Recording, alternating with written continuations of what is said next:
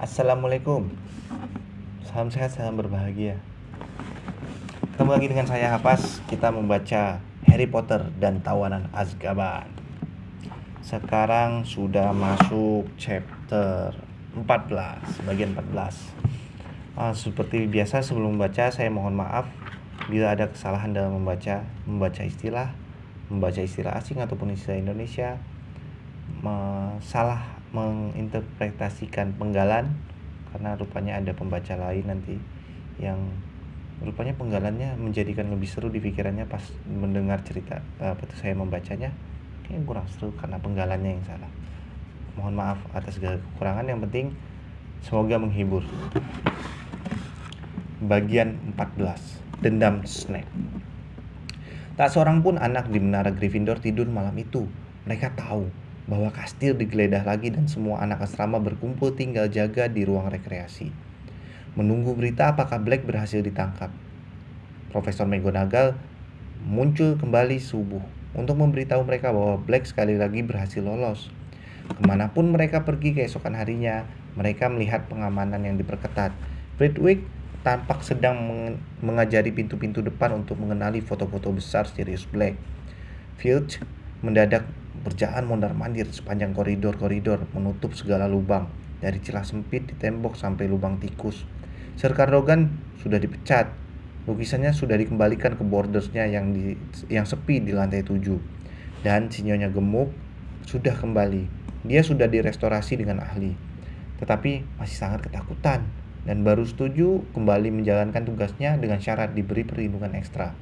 Serombongan satpam troll bertampang sangar telah disewa untuk mengawalnya. Mereka mondar-mandir di koridor dengan tampang galak, bicara seperti menggerutu dan saling membandingkan ukuran pentungan mereka. Harry mau tak mau melihat bahwa patung nenek sihir bermata satu di lantai 3 tak terjaga dan tak terblokir.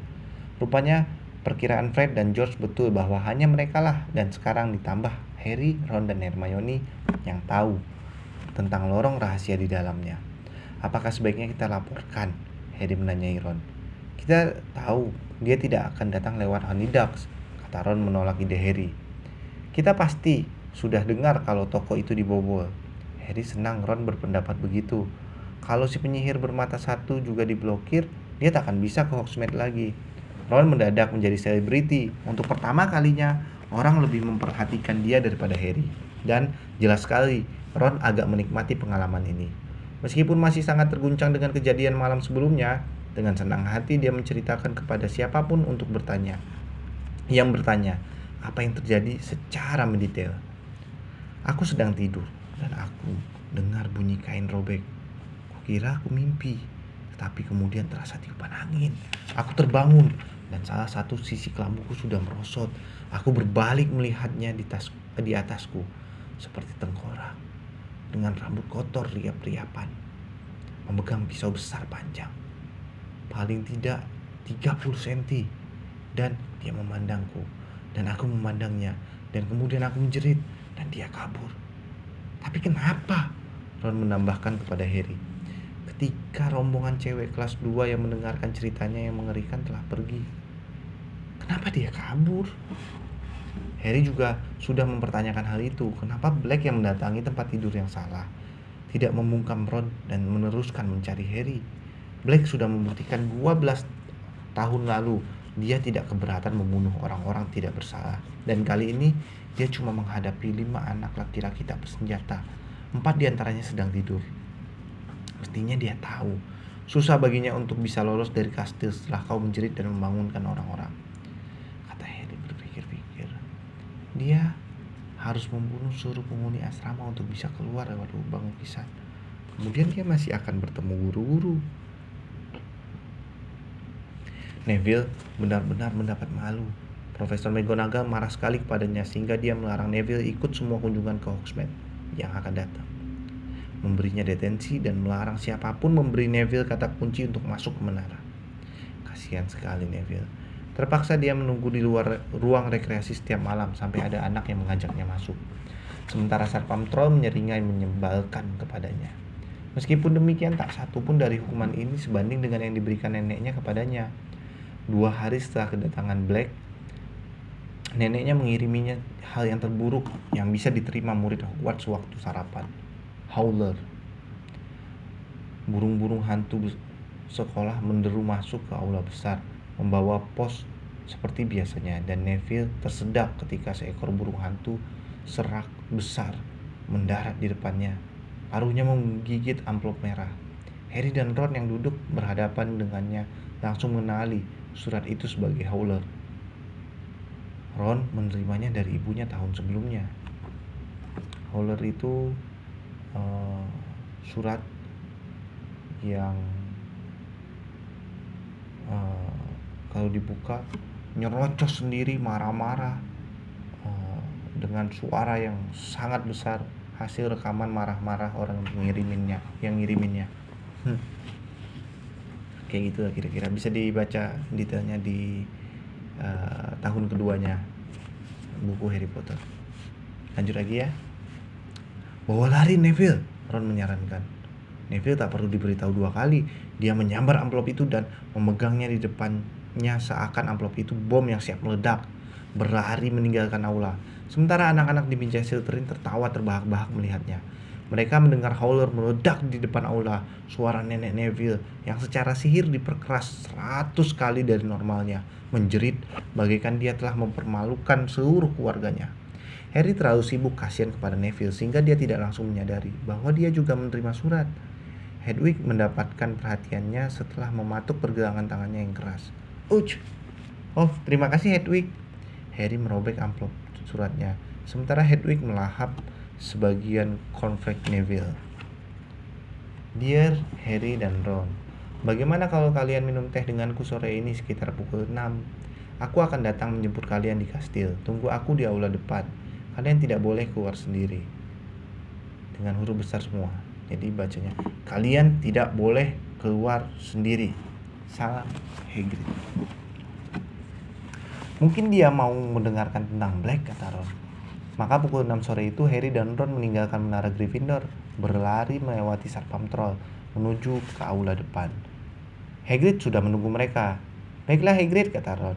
Kau tentunya ingin mendengarkan tentang kejadian Sabtu malam itu kan? Aku sudah dengar itu, kata Hagrid, seraya membuka pintu dan memimpin mereka keluar. Oh, kata Ron, kelihatan agak kecewa. Hal pertama yang mereka lihat begitu masuk ke pondok Hagrid adalah Buckbeak yang terbaring di atas selimut perca Hagrid. Sayap raksasanya terikat rapat ke tubuhnya, menikmati sepiring besar bangkai musang. Memalingkan wajah dari pemandangan tak menyenangkan ini, Harry melihat setelan raksasa jas coklat berbulu dan dasi norak kuning jingga tergantung di atas pintu lemari pakaian Hagrid. Untuk apa itu Hagrid? Tanya Harry. Sidang kasus Buckbeak hewan lawan komite pemunahan satwa berbahaya, kata Hagrid. Jumat ini dia dan aku akan ke London. Aku sudah pesan 2 tempat tidur di bus kesatria. Harry didera perasaan bersalah. Dia sama sekali sudah lupa bahwa persidangan Buckbeak sudah begitu dekat, dan dilihat dari wajah Ron yang salah tingkah, Ron pastilah merasa bersalah juga. Mereka juga sudah melupakan janji mereka membantu Hagrid menyiapkan pembelaan Buckbeak. Kedatangan Firebolt membuat hal itu terbang dari pikiran mereka. Hagrid menuangkan teh untuk mereka dan menawarkan sepiring kue manis, tetapi mereka tahu lebih bijaksana bila tidak menerima tawarannya. Tetapi mereka sudah berpengalaman dengan hasil masakan Hagrid. Ada yang mau kurundingkan dengan kalian berdua, kata Hagrid, menundukkan diri di antara mereka dan seperti biasa tampaknya serius. Apa? Tanya Harry. Hermione, kata Hagrid. Kenapa dia? Kata Ron. Dia sedih. Dia sering datang mengunjungi aku sejak Natal. Kesepian. Mulanya kalian tidak bicara padanya gara-gara Firebolt. Sekarang kalian tidak bicara padanya karena kucingnya. Makan Scabbers, Ron memotong dengan berang. Karena kucingnya bertindak seperti semua kucing lain, Hagrid meneruskan dengan mantap. Dia beberapa kali menangis, kalian tahu. Sedangkan melewati masa sulit sekarang ambil lebih dari yang bisa ditanganinya. Kalau kalian tanya aku. Oh, salah nih. Hagrid, karena kucingnya bertindak seperti semua kucing lainnya, Hagrid meneruskan dengan mantap. Dia beberapa kali menangis, kalian tahu. Sedang melewati masa-masa sulit sekarang. Ambil lebih dari apa yang bisa ditanganinya. Kalau kalian tanya aku, banyak sekali pelajaran yang diambilnya. Meskipun begitu, dia masih sediakan waktu untuk bantu aku dengan kasus Buckbeak. Dia sudah mendapatkan beberapa pembelaan bagus untukku. Kurasa Buckbeak punya kesempatan bagus sekarang. Hagrid, kami seharusnya membantu juga. Maaf, Harry salah tingkah. Aku tidak salahkan kau, kata Hagrid menepis permintaan maaf Harry. Aku tahu kau sibuk sekali. Aku lihat kau latihan Quidditch sepanjang hari dan malam. Dan aku harus bilang kalian, aku kira kalian berdua akan hargai teman kalian lebih daripada sapu atau tikus. Cuma itu. Harry dan Ron bertukar pandang, merasa tak enak. Dia benar-benar cemas. Waktu Black nyaris tusuk kau, Ron, anak itu hatinya baik. Hermione itu dan kalian tidak ngomong dengannya. Kalau dia mau menyingkirkan kucingnya, aku mau bicara dengannya lagi, kata Ron gusar. Tapi dia masih mempertahankannya. Kucing brengsek itu maniak. Dan dia tak mau dengar kritikan terhadapnya. Ah ya, orang bisa sedikit bodoh tentang binatang piaraannya, kata Hagrid bijaksana. Di belakangnya Buckbeak menyemburkan beberapa tulang musang ke atas bantal Hagrid. Mereka melewatkan sisa waktu kunjungan membicarakan kans Gryffindor yang semakin besar untuk memenangkan piala Quidditch. Pukul 9 Hagrid mengantarkan mereka kembali ke kastil. Banyak anak berkerumun di depan papan pengumuman ketika mereka tiba di ruang rekreasi. Hogsmeade, akhir minggu depan, kata Ron, yang menjulurkan leher membaca pengumuman baru. Bagaimana menurutmu? Dia menambahkan pelan kepada Harry ketika mereka sudah duduk. Ya, Filch sudah melakukan apa-apa pada lorong yang menuju Filch tidak melakukan apa-apa pada lorong yang menuju Honeydukes. Harry menanggapi lebih pelan. Harry, terdengar suara di telinga kanannya. Harry kaget dan menoleh. Ternyata Hermione duduk di meja tepat di belakang mereka. Dia telah membuat celah di antara buku-bukunya yang bertumpuk bagi dinding, tapi tidak menyembunyikannya dari pandangan. Harry, kalau kau ke Hogsmeade lagi, aku akan melapor kepada Profesor McGonagall soal peta itu, kata Hermione. Apa kau mendengar ada yang bicara, Harry? Ron menggeram tanpa memandang Hermione. Ron, bagaimana mungkin kau mengajaknya pergi bersamamu setelah apa yang nyaris dilakukan Sirius Black kepadamu? Aku sungguh-sungguh, aku akan bilang. Jadi, sekarang kau berusaha membuat Harry dikeluarkan, kata Ron marah. Apa belum cukup malapetaka yang kau timbulkan di tahun ini? Hermione membuka mulut untuk menjawab. Tapi dengan desis pelan, Crookshanks melompat ke atas pangkuannya. Begitu melihat ekspresi wajah Ron, Hermione langsung menggendong Crookshanks dan bergegas menuju kamar anak-anak perempuan. Jadi bagaimana? Tanya Ron kepada Harry. Seakan tak ada interupsi. Ayolah, terakhir kali kita ke sana kalau kau belum melihat apa-apa, kau bahkan belum masuk ke zonko. Harry memandang berkeliling untuk memastikan Hermione tidak bisa lagi mendengarkannya. Oke, katanya. Tapi aku memakai jubah gaib kali ini. Hari Sabtu pagi, Harry memasukkan jubah gaibnya ke dalam tas, menyelipkan peta perampok ke dalam sakunya, dan turun untuk sarapan bersama yang lain. Hermione tak henti melempar pandangan curiga ke arahnya dari seberang meja. Tetapi Harry menghindari pandangannya, dan dia sengaja mengatur agar Hermione melihatnya kembali menaiki tangga kolam di aula depan, sementara yang lain menuju ke pintu depan. Dah, seru Harry kepada Ron. Sampai kau pulang nanti. Ron nyengir dan mengintip. Harry bergegas ke lantai 3, menarik keluar peta perampoknya sambil berjalan, mendekam di belakang patung nenek sihir bermata satu. Dia membeberkan petanya. Sebuah titik kecil bergerak ke arahnya. Tulisan super kecil di sebelahnya berbunyi Neville Longbottom. Harry cepat-cepat mencabut tongkatnya bergumam, Descendium, dan menjejak atasnya ke dalam patung. Tapi sebelum dia sendiri sempat masuk, Neville sudah muncul membelok di sudut. Harry, aku lupa. Kau juga tidak ke Hogsmeade. Hai Neville, kata Harry bergerak gesit menjauhi patung dan memasukkan kembali peta ke dalam sakunya. Kau mau ngapain? Tidak ngapa-ngapain, Neville mengangkat bahu. Mau main kartu? Tidak sekarang, aku baru mau ke perpustakaan dan membuat karangan tentang vampir, tugas dari Lupin. Aku ikut, kata Neville cerah. Aku juga belum membuatnya. Tunggu ya, aku lupa, karanganku sudah selesai tadi malam. Bagus sekali, kau bisa membantuku, kata Neville. Wajah bundarnya cemas. Aku sama sekali tak paham soal bawang itu. Apa mereka harus memakannya atau... Neville menghentikan kata-katanya dengan wajah kaget memandang melewati bahu Harry. Ternyata Snape. Neville buru-buru melangkah ke belakang Harry. Sedang apa kalian di sini? Tanya Snape, berhenti dengan memandang mereka bergantian. Tempat ganjil untuk mengadakan sebuah pertemuan. Betapa cemasnya Harry ketika mata hitam Snape memandang pintu di kanan kiri mereka dan kemudian berpindah ke nenek sihir bermata satu. Kami tidak mengadakan pertemuan, kata Harry. Kami kebetulan saja bertemu di sini. Begitu? Kau punya kebiasaan muncul di tempat-tempat tak terduga, Potter. Dan kau jarang sekali berada di suatu tempat tanpa alasan. Kusarankan kalian berdua kembali ke menara Gryffindor, tempat seharusnya kalian berada. Harry dan Neville pergi tanpa berkata sepatah kata pun. Ketika mereka membelok di sudut, Harry menoleh. Snape sedang meraba kepala si nenek sihir bermata satu, memeriksanya dengan teliti.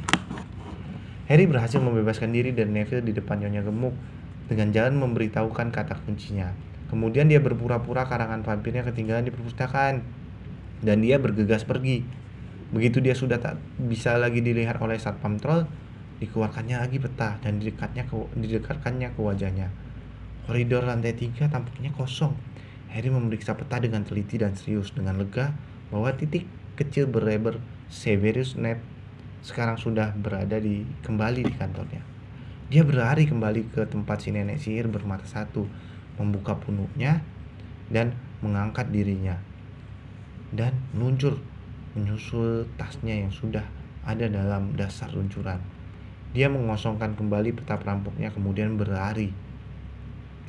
Harry sepenuhnya bersembunyi di balik jubah gaib, muncul di bawah cahaya matahari di depan Honeydukes dan menyodok punggung Ron. Ini aku, gumamnya.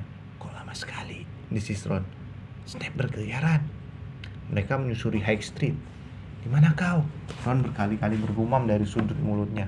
Kau masih di situ? Aneh sekali rasanya. Mereka ke kantor pos. Ron berpura-pura menanyakan biaya mengirim burung hantu kepada Bill di Mesir agar Harry bisa puas berkeliling, melihat burung-burung hantu yang bertengger beruhu-uhu pelan menyapanya di atas. Paling tidak ada 300 burung hantu. Ada jenis abu-abu besar sampai Scops, atau hanya untuk pos lokal yang begitu mungil sampai dia bisa ditaruh di telapak tangan Harry.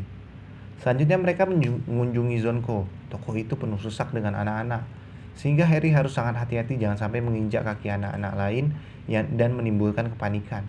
Di sana dijual berbagai lelucon dan tipuan konyol yang bisa memuaskan bahkan impian George dan Fred yang paling liar sekalipun ada. Harry membisikkan pesanannya kepada Ron dan menyodorkan uang dari bawah jubahnya. Mereka meninggalkan Zonko dengan kantong uang jauh lebih ringan daripada waktu masuk tadi.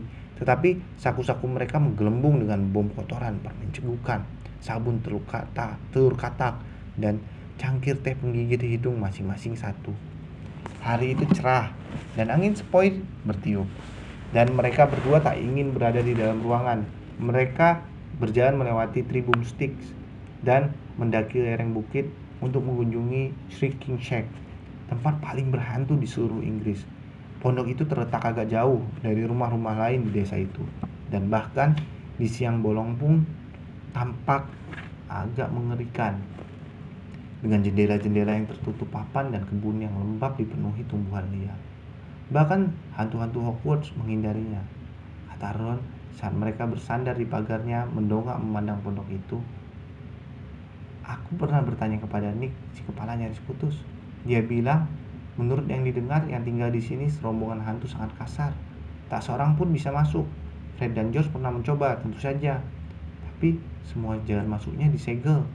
Harry yang kepanasan setelah mendaki sedang mempertimbangkan untuk mencopot jubah gaibnya selama beberapa menit. Ketika mereka mendengar suara-suara mendatangi, ada yang mendaki ke pondok dari sisi lain bukit. Beberapa saat kemudian Malfoy muncul diikuti Crabbe dan Goyle. Malfoy sedang bicara. Mestinya burung hantu dari ayah bisa datang setiap saat. Dia harus hadir di persidangan untuk memberi kesaksian kepada mereka tentang lenganku, tentang bagaimana aku tidak bisa menggunakannya selama 3 bulan. Crabbe dan Goyle terkekeh. Aku ingin sekali mendengar moron besar berbulu itu mencoba membela diri. Dia tak apa-apa, sungguh. Hipogrif itu pasti mati. Tiba-tiba Malfoy melihat Ron. Wajah pucatnya dihiasi senyum licik. Ngapain kau, Weasley? Malfoy memandang pondok rongsok di belakang Ron. Rupanya kau ingin tinggal di situ ya, Weasley? Mimpikan punya kamar sendiri? Kudengar suruh keluargamu tidur dalam satu kamar. Benarkah? Harry menyambar belakang jubah Ron untuk mencegahnya menyerang Malfoy. Biar aku yang menanganinya, dia mendesis di telinga Ron. Kesempatan ini terlalu sayang untuk dilewatkan. Terlalu sayang untuk dilewatkan. Harry merayap diam-diam ke belakang Malfoy, Crabbe, dan Goyle, membungkuk dan meraup segenggam lumpur. Kami sedang membicarakan temanmu, Hagrid, Malfoy berkata kepada Ron. Sedang membayangkan apa yang dikatakannya pada komite pemusnahan satwa berbahaya. Apakah menurutmu dia akan menangis waktu mereka memegang kepala si hipogrif? Ceprot! Kepala Malfoy tersentak ke depan ketika lumpur itu menghantamnya. Rambutnya yang pirang keperakan mendadak berlumuran lumpur yang menetes-netes. Apa ini? Ron harus berpegangan pagar agar tetap berdiri. Dia tertawa begitu keras. Malfoy, Crabbe, dan Goyle berputar bengkok di tempat mereka berdiri, memandang berkeliling. Malfoy berusaha membersihkan rambutnya. Apa tadi itu? Siapa yang melakukannya? Banyak hantunya di sini, kata Ron dengan gaya seakan mengomentari cuaca. Crabbe dan Goyle ketakutan. Otot-otot mereka bertonjolan, tak ada gunanya melawan hantu. Malfoy memandang panik ke bukit yang kosong. Harry berindap di jalan setapak menuju genangan lumpur hijau yang sangat bau. Ceprot! Crabbe dan Goyle yang jadi sasarannya kali ini. Goyle melompat-lompat berang di tempatnya berdiri, berusaha membersihkannya dari mata kecilnya yang bodoh. Datangnya dari arah sana, kata Malfoy menyeka wajahnya dan memandang pada titik kira-kira 2 meter di sebelah kiri Harry. Crabbe terhuyung ke depan, lengannya yang panjang terujur seperti zombie. Harry berkelit menghindarinya, memungut ranting dan menusuknya di punggung Crabbe. Harry membungkuk tertawa tanpa suara ketika Crabbe berputar macam penari balet. Ingin tahu siapa yang menusuknya? Karena Ron satu-satunya orang yang bisa melihat Crabbe, dia pun melangkah mendekati Ron. Tetapi Harry menjulurkan kakinya. Crabbe tersandung dan kakinya yang besar rata menginjak tepi jubah Harry. Harry merasakan tarikan, kemudian jubahnya melorot dari wajahnya. Selama sekian detik, Malfoy memandangnya. Ah! Dia menjerit menunjuk ke kepala Harry. Kemudian dia berlari secepat kilat tunggang langgang menuruni bukit diikuti Crabbe dan Goyle. Harry menarik jubahnya menutupi wajahnya lagi, tetapi nasi telah jadi bubur. Harry! Ron berkata, terhuyung ke depan dan memandang tak berdaya ke tempat Harry menghilang. Kau sebaiknya lari burang. Kalau sampai Malfoy memberitahu entah siapa, sebaiknya kau kembali ke kastil cepatnya. Sampai nanti, kata Harry. Dan tanpa berkata apa-apa lagi, dia berlari menuruni jalan setapak menuju Hogsmeade. Akankah Malfoy mempercayai apa yang dilihatnya? Akankah ada yang mempercayai Malfoy? Tak ada yang tahu tentang jubah gaib. Tak ada kecuali Dumbledore. Isi perut Harry terasa terbalik. Dumbledore akan tahu persis apa yang terjadi kalau Malfoy mengatakan sesuatu. Kembali di Honeydukes, kembali menuruni tangga gudang bawah tanah, menyeberangi lantai, turun lewat pintu tingkap. Harry mencopot jubah gaibnya, mengepitnya, lalu berlari kencang menyusuri lorong. Malfoy akan tiba lebih dulu. Berapa lama yang dibutuhkan untuk menemui guru? Walaupun sudah tersengal-sengal dan beberapa perutnya terasa sangat sakit, Harry tidak memperlambat larinya. Sampai dia tiba-tiba di luncuran batu. Dia terpaksa harus meninggalkan jubah gaibnya di sini. Jubah gaib ini akan membuat rahasianya terbongkar jika Malfoy telah mengisikan seorang guru. Harry menyembunyikannya di sudut remang-remang, kemudian mulai mendaki secepat mungkin. Tangannya yang berkeringat berkali-kali tergelincir dari tepi luncuran. Dia tiba di bagian dalam punuk si nenek sihir, mengetuknya dengan tongkatnya dan menjulurkan kepalanya dari lubang. Mengangkat tubuhnya keluar, dan begitu Harry melompat keluar dari balik patung itu, didengarnya langkah-langkah cepat mendekat. Snap! Dia mendatangi Harry dengan langkah sangat gesit. Jubah hitamnya melambai, kemudian berhenti di depannya. Nah, katanya. Tampaknya seakan dia sudah menang. Harry berusaha tampak tak bersalah, sadar betul wajahnya berkeringat dan tangannya belepotan lumpur. Cepat-cepat disembunyikannya tangannya ke dalam saku. Ikut aku, Potter, kata Snape. Harry mengikutinya turun. berusaha menyekap bersih tangannya dari bagian dalam jubahnya tanpa dilihat oleh Snape. Mereka menuruni tangga menuju ruang bawah tanah dan masuk ke kantor Snape. Harry baru sekali berada dalam kantor itu dan saat itu pun dia dalam kesulitan besar. Snape telah berhasil mengumpulkan beberapa tambahan makhluk berlendir mengerikan di dalam stopes-stopesnya. Semuanya berderet di rak-rak belakang mejanya, berkilauan kena cahaya perapian, dan membuat suasana tambah mengerikan. "Duduk," kata Snape. Harry duduk. Meskipun demikian, Snape berdiri. "Ya, Mr. Malfoy baru saja menemuiku dan menceritakan kejadian yang sangat aneh, Potter," kata Snape. Harry tidak mengatakan apa-apa. Dia bilang ketika dia sedang berdiri bicara dengan Weasley, mendadak di belakang kepalanya terkena lemparan lumpur. "Menurutmu, bagaimana itu bisa terjadi?" Harry berusaha tampak agak keheranan. "Saya tak tahu, Profesor," kata Snape menembus ke dalam mata Harry. Rasanya seperti persis menentang mata hipogrif. Harry berusaha keras agar tidak berkedip. Mr. Malfoy kemudian melihat hantu yang luar biasa. "Bisakah kau bayangkan hantu seperti apa, Potter?" Tidak," kata Harry seakan berusaha kedengaran polos dan ingin tahu. "Hantu kepalamu," Potter melayang-layang di udara. Sunyi lama. "Mungkin sebaiknya dia ke Madame Pomfrey," kata Harry. "Kalau dia melihat hal seperti itu." "Apa yang dilakukan kepalamu di Hogsmeade, Potter?" kata Snape pelan. "Kepalamu tidak boleh berada di Hogsmeade. Tak satu pun bagian tubuhmu punya izin berada di Hogsmeade." "Saya tahu," kata Harry, berusaha keras agar wajahnya bebas dari penampakan rasa bersalah ataupun takut. Kedengarannya Malfoy mengalami halusinasi. "Malfoy tidak berhalusinasi," bentak Snape. Dan dia membungkuk. Kedua tangannya bertumpu di kanan kiri lengan kursi Harry, sehingga wajah mereka hanya berjarak 1/4 meter.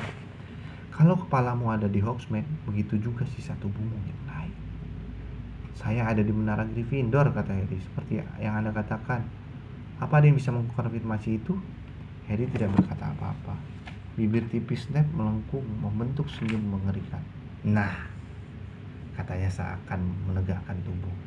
"Semua orang dari Menteri Sihir sampai bawah-bawahannya telah berusaha menjaga keselamatan Harry Potter yang terkenal dengan menjauhkannya dari Sirius Black.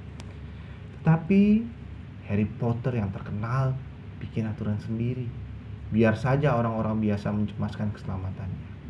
Harry Potter yang terkenal pergi kemana dia suka tanpa memikirkan konsekuensinya."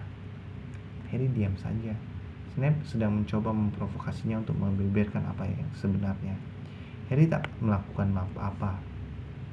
Snape tak punya bukti. Belum punya.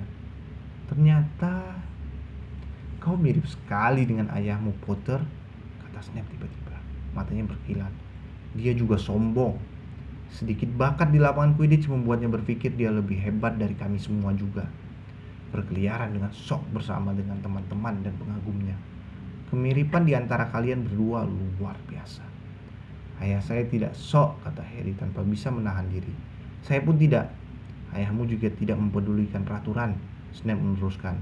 Tahu dia di atas angin, wajahnya penuh kebencian. "Peraturan-peraturan untuk makhluk-makhluk hidup yang lebih rendah darinya, bukan untuk pemenang Piala Quidditch." Kepalanya membengkak begitu besar. "Tutup mulut!" Harry mendadak bangkit. Kemarahan sedemikian hebat yang tak pernah dirasakannya sejak malam terakhir di Private Drive kini menggelegak di sekujur tubuhnya. Dia tak peduli wajah Snape sudah menjadi kaku. "Apa katamu kepadaku, Potter?" "Saya katakan supaya Anda tutup mulut tentang ayah saya," Harry berteriak. "Saya tahu apa yang sebenarnya terjadi. Dia menyelamatkan hidup saya. Dumbledore menceritakannya kepada saya. Anda tak akan ada di sini sekarang kalau bukan karena ayah saya." Kulit pucat Snape sudah berubah warna seperti susu busuk. "Dan tidakkah kepala sekolah menjelaskan keadaan yang menyebabkan ayahmu menyelamatkan hidupku?" dia berbisik. "Atau apakah dia menganggap detailnya terlalu mengerikan untuk telinga Potter yang halus?" Harry menggigit bibirnya. Dia tak tahu apa yang terjadi waktu itu dan tak mau mengakuinya. Tetapi rupanya Snape menebaknya. "Aku tak ingin kau pergi dengan ide yang keliru tentang ayahmu, Potter," katanya, seringai mengerikan menghiasi wajahnya. Apakah selama ini kau membayangkan tindakan patriotis yang gagah berani? Kalau begitu izinkan aku mengoreksimu. Ayahmu yang suci dan teman-temannya mempermainkanku dengan lelucon yang sangat konyol yang akan mengakibatkan kematianku. Kalau ayahmu tak menjadi ketakutan pada akhirnya, yang dilakukannya tak ada sangkut pautnya dengan kegagah beranian. Dia menyelamatkan hidupnya sendiri dengan menyelamatkanku. Kalau lelucon mereka berhasil, dia akan dikeluarkan dari Hogwarts. Snape menyeringai memamerkan giginya yang kuning tak rata. Keluarkan isi kantongmu, Potter, bentaknya mendadak. Harry tidak bergerak, telinganya bertalu-talu. Keluarkan isi kantongmu, kalau tidak kita langsung ke kepala sekolah. Keluarkan, Potter. Dingin ketakutan, Harry pelan-pelan menarik keluar sekantong permainan tipuan konyol yang dibeli dari Zonko dan peta perampok. Snape memungut kantong Zonko.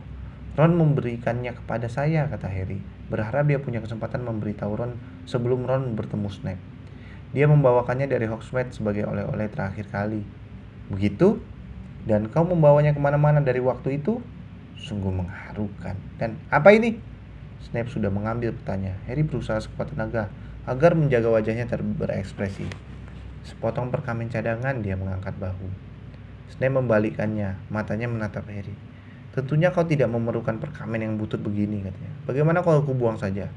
Tangannya bergerak ke arah api. Jangan, kata Harry terburu-buru. Jadi, kata Snape, cuping hidungnya yang panjang bergetar.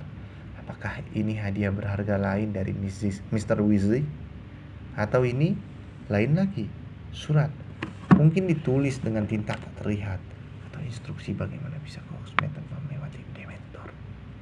Harry berkedip, mata Snape berkilat. Coba kulihat, gumamnya, sembari mencabut tongkatnya dan menggelar peta itu di atas meja. Buka rahasiamu, perintahnya menyentuhkan tongkatnya ke perkamen. Tak ada yang terjadi. Harry mengepal tangannya erat-erat agar tidak gemetar. Bocorkan rahasiamu, kata Snape, mengetuk peta itu keras-keras. Perkamen itu tetap kosong. Harry bernapas dalam-dalam menenangkan diri. Profesor Severus Snape, guru sekolah ini, memerintahkanmu membeberkan informasi yang kau sembunyikan, kata Snape sambil memukul peta itu dengan tongkatnya. Seakan ada tangan yang tidak kelihatan menulis di atasnya. Kata-kata bermunculan di permukaan perkamen yang halus.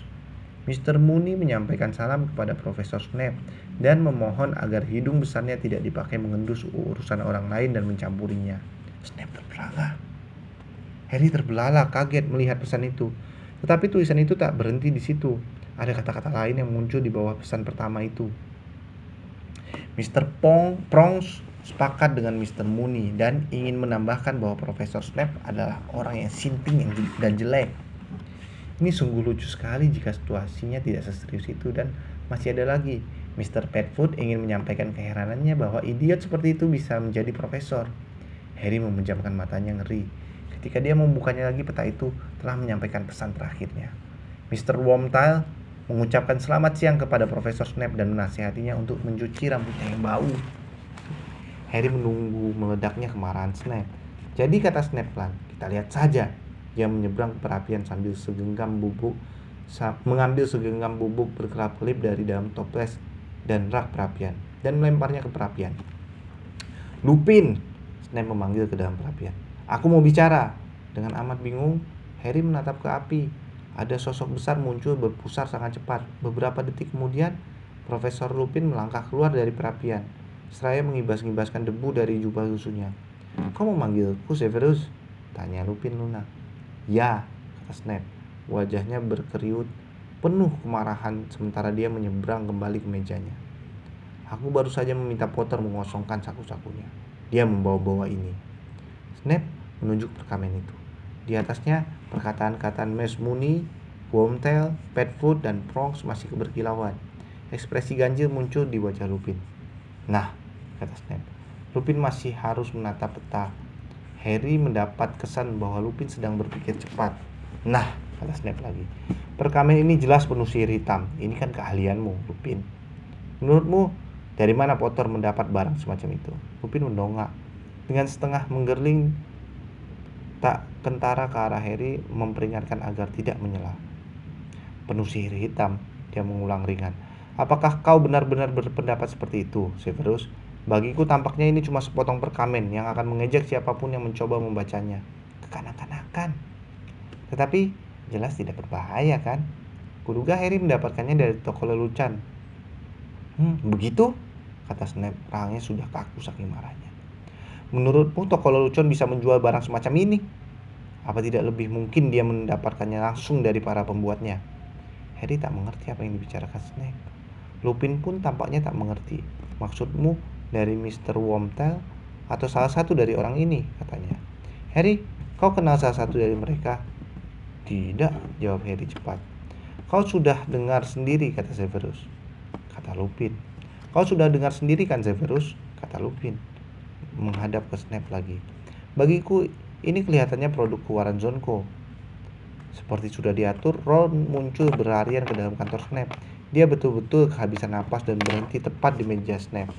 Dan mencekram jubah di bagian dadanya, berusaha berbicara. Saya memberi Harry itu, dia tersengal. Beli di Zonko sudah lama sekali.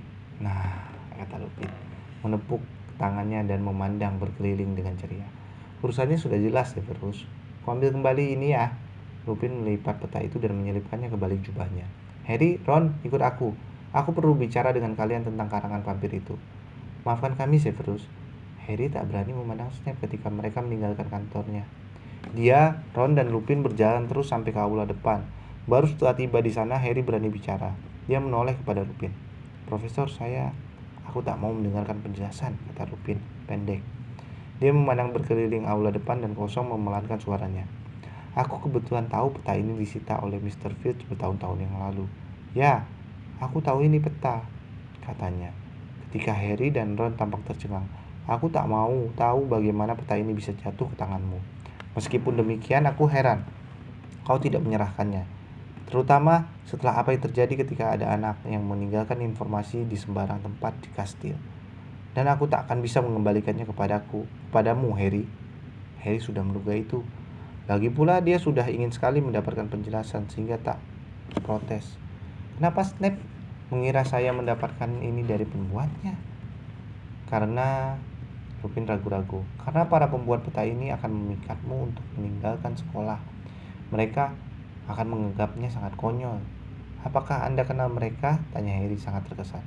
Kami pernah bertemu, jawab Lupin pendek. Tak pernah sebelumnya dia memandang Harry seserius ini. Jangan mengharapkan aku akan menutupi kesalahanmu lagi, Harry. Aku tak bisa membuatmu menanggapi Sirius Black dengan serius. Tapi kupikir apa yang telah kau dengar jika Dementor-Dementor itu berada di dekatmu akan mempunyai efek lebih besar bagimu. Orang tuamu mengorbankan nyawanya agar kau tetap hidup, Harry. Cara yang buruk sekali membalas pengorbanan mereka. Mempertaruhkan pengorbanan mereka hanya demi sepotong permainan tipuan sihir. Lupin pergi meninggalkan Harry dengan perasaan bersalah jauh lebih besar daripada yang dirasakannya saat berada di kantor Snape. Perlahan dia dan Ron menaiki tangga pualam. Saat Harry melewati nenek sihir bermata satu, dia ingat jubah gaibnya. Jubah itu masih di bawah. Tapi dia tak berani turun mengambilnya. Salahku, kata Ron mendadak. Aku yang membujukmu untuk pergi. Lupin benar, tindakan kita bodoh. Kita seharusnya tidak melakukannya. Ron mendadak diam.